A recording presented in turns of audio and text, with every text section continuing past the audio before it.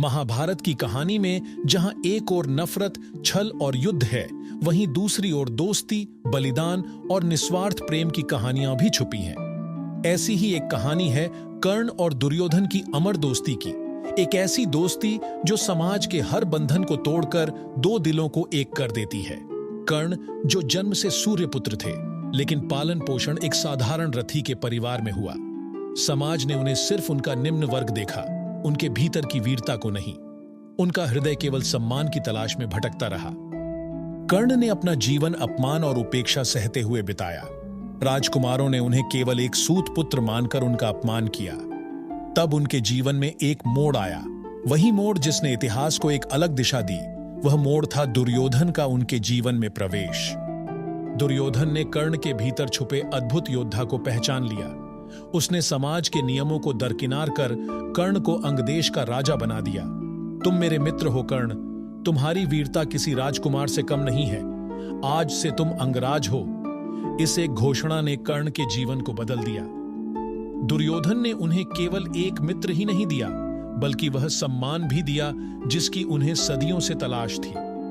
उस दिन से कर्ण और दुर्योधन की दोस्ती एक ऐसी डोर में बंध गई जिसे किसी छल, किसी युद्ध, किसी प्रलोभन से तोड़ा नहीं जा सकता था।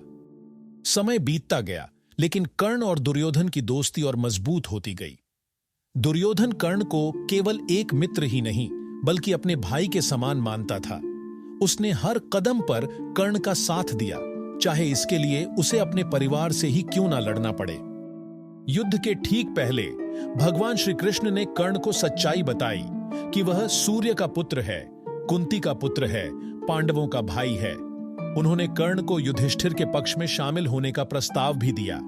कर्ण के सामने एक ऐसा प्रस्ताव था जिसमें उसे वह सब मिल सकता था जिसका उसने जीवन भर सपना देखा था, सम्मान, अधिकार और एक राजकुमार का स्थान।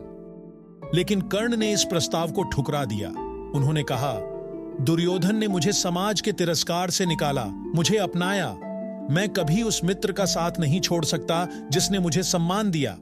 मैं अपने मित्र के लिए किसी भी बलिदान के लिए तैयार हूं। दुर्योधन के लिए कर्ण का यह त्याग केवल एक मित्रता नहीं थी, यह उसकी जिंदगी का सबसे बड़ा उपहार था। कर्ण की यह निस्वार्थ भक्ति और मित्रता दुर्योधन के दिल में हमेशा के लिए बस गई। दोनों जानते थे कि वह युद्ध उनके लिए एक विनाशकारी अंत ले आएगा। फिर भी उन्होंने अपने वचन को निभाने का निर्णय किया।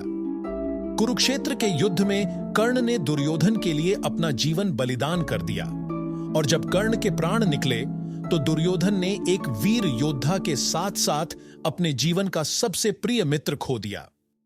कर्ण और दुर्योधन की यह दोस्ती महाभारत के इतिहास में उस अनमोल संबंध की कहानी है जो बिना किसी स्वार्थ के निभाई गई थी। कर्ण और दुर्योधन की यह दोस्ती आज भी हमें यह सिखाती है कि सच्ची दोस्ती जाति, वर्ग और स्वार्थ से परे होती है।